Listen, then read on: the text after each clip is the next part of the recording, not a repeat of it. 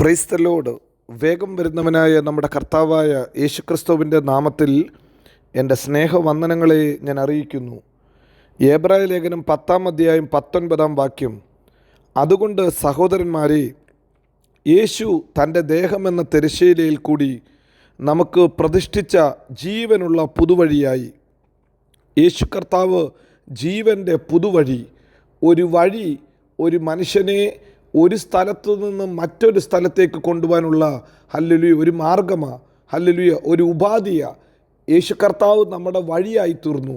യോഹന്നാൻ 14:6 പറയുന്നു, ഞാൻ തന്നെ വഴിയും സത്യവും ജീവനുമാകുന്നു.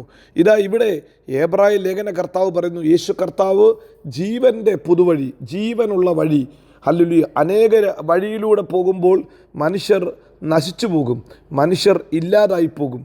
എന്നാൽ നമ്മുടെ കർത്താവിൻ്റെ പ്രത്യേകത, അവൻ ജീവൻ്റെ വഴിയാണ്. ഈ വഴിയുടെ പ്രത്യേകത, ഇത് വിശ്വസിക്കുന്നവർക്ക് വേണ്ടി തുറക്കപ്പെട്ട വഴിയാണ്. ഒരു കാലഘട്ടത്തിൽ എബ്രായ ലേഖന കർത്താവ് പറയുന്നു, പുരോഹിതന്മാർക്ക് മാത്രമേ കടക്കാൻ പറ്റത്തുള്ളായിരുന്നു.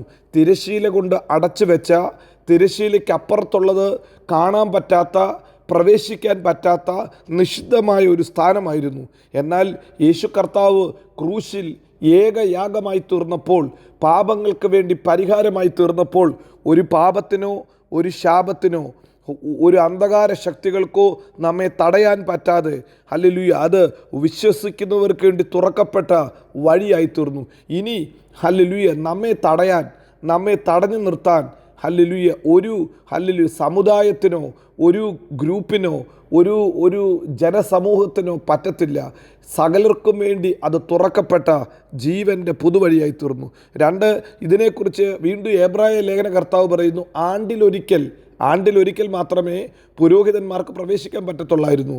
എന്നാൽ ഇതാ നോക്ക്, ഏത് സമയത്തും കൃപ ലഭിക്കാനായിട്ട്, സഹായത്തിനായി ദൈവസന്നിധിയിലേക്ക് ഓടിച്ചെല്ലാൻ നമുക്ക് പറ്റും. അപ്പാ, ഞാനൊരു പാപിയായ മനുഷ്യനാണ്, അങ്ങയുടെ രക്തത്താൽ എന്നെ കഴുകണമെന്ന് പറഞ്ഞുകൊണ്ട് ധൈര്യത്തോടെ ചെല്ലാൻ പറ്റും. ഇന്ന് പകൽക്കാലവും യേശു കർത്താവ് തുറക്കപ്പെട്ട ജീവൻ്റെ പുതുവഴി എത്ര പേര് വിളിച്ചു പറയും, ഹല്ലേലൂയ, ഇനി എന്നെ തടഞ്ഞു നിർത്താൻ, ഇനി എൻ്റെ മുമ്പോട്ടുള്ള പ്രയാണത്തെ തടയാൻ ആർക്കും പറ്റത്തില്ല. എൻ്റെ യേശു കർത്താവ് എനിക്ക് മറുവിലയായി തീർന്നു. അവൻ എൻ്റെ ശാപത്തെ ചുമന്നു മാറ്റി, എൻ്റെ രോഗത്തെ യേശു എടുത്തു മാറ്റി, എൻ്റെ ബലഹീനതയെ യേശു എടുത്തു മാറ്റി. ഇനി എന്നെ തടയാൻ ഒരു ശക്തികൾക്കും പറ്റത്തില്ല. എനിക്ക് വേണ്ടി തുറക്കപ്പെട്ട പുത്തൻ വഴി യേശു തമ്പുരാൻ, ഹല്ലേലൂയ, അവൻ ജീവൻ്റെ പുതുവഴി ഇതുവരെ പ്രവേശിക്കാൻ കഴിയാത്ത, ഇതുവരെ ഹല്ലേലൂയ ആർക്കും പ്രവേശിക്കാൻ പറ്റത്തില്ലെന്ന് പറഞ്ഞ് തടഞ്ഞു വെച്ച ഏത് സ്ഥലത്തേക്കും എനിക്ക് ധൈര്യത്തോടെ കടന്നു ചെല്ലാൻ സാധിക്കും. പ്രിയരെ, ഇന്ന് പകൽക്കാലം യേശു ഒരു വഴി തുറന്നു, അത് അടയ്ക്കാൻ ആർക്കും പറ്റത്തില്ല. 2, എന്താ ഈ വഴിയുടെ പ്രത്യേകത? ഇതൊരു അത്ഭുതത്തിൻ്റെ വഴിയാണ്. അതെന്താ അങ്ങനെ പറയാൻ കാരണം? നിങ്ങൾക്കറിയാമല്ലോ, ചെങ്കടലിൻ്റെ നടുവിൽ കർത്താവ് വഴി തുറന്നപ്പോൾ ചെങ്കടലിൻ്റെ വഴിയുടെ പ്രത്യേകത, അത് ഹല്ലേലൂയ ഉണങ്ങിയ നിലമായിരുന്നു. വേദപുസ്തകം പറയുന്നു, ഉണങ്ങിയ നിലത്തൂടെ അവർ കടന്നുപോയി. എത്ര വെള്ളം പറ്റിച്ചാലും ഉണങ്ങിയ നിലമാകാൻ പ്രത്യേകത ഹല്ലേലൂയ ഇച്ചിരി പ്രയാസമാണ്. ഒരു കടലിൻ്റെ നടുവിൽ ഒരു വഴി തുറന്നാൽ എല്ലാവർക്കും വളരെ സുഗമമായി പോകാനും പറ്റത്തില്ല.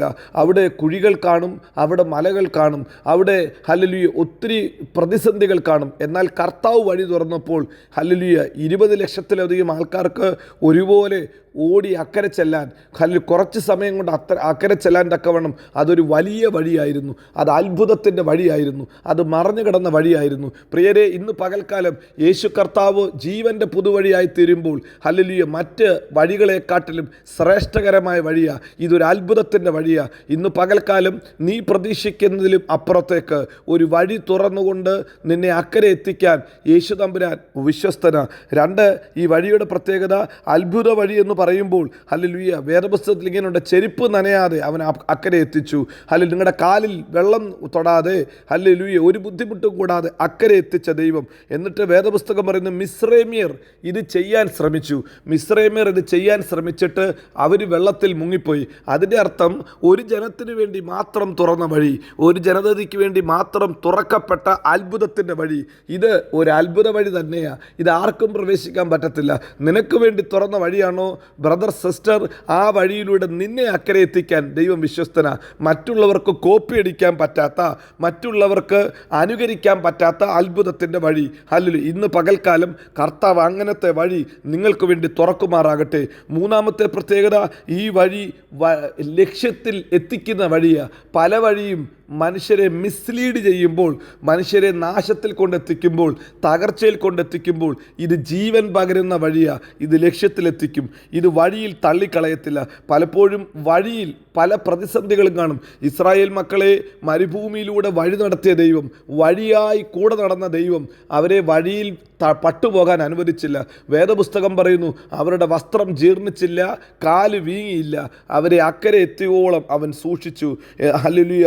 ഈ ലോകത്തിൻ്റെ യാത്രയിൽ പല പോരാട്ടമുണ്ട്.